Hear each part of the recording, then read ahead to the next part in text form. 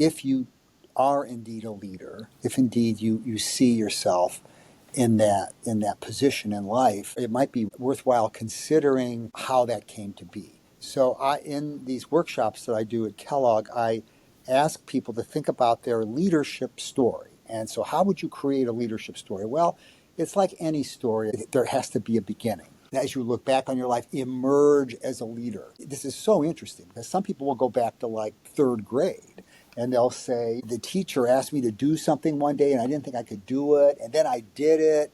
And then the kids started looking up to me. And it was like, wow, I think maybe that's when it started. That's when I became a leader. Other people will say, they might be in their 40s or 50s. They might say, well, just a couple of years ago, when I got promoted to this managerial position or something like that.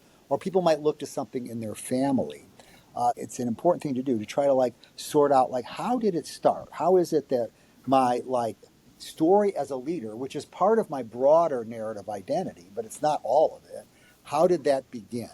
And then you kind of track forward. And then typically something gets complicated. I mean, no story just starts out and then goes along happily. There are going to be bumps in the road. There are going to be big challenges, setbacks, also triumphs and moments of redemption. And so I want to get people to kind of talk very concretely about those moments in their lives. And then now, wherever you are, how do you see your leadership playing out in the future? And for many of the people I talk to in these workshops, they're not thinking about retirement in the next 5 years or so, but they can nonetheless imagine the pretty distant future that, this leadership story that they put together, it's going to someday kind of taper off and come to an end.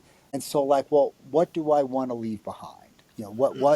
What is my legacy going to be? What kind of legacy do you want to leave? I do get tremendous satisfaction out of generating ideas and disseminating ideas with young people.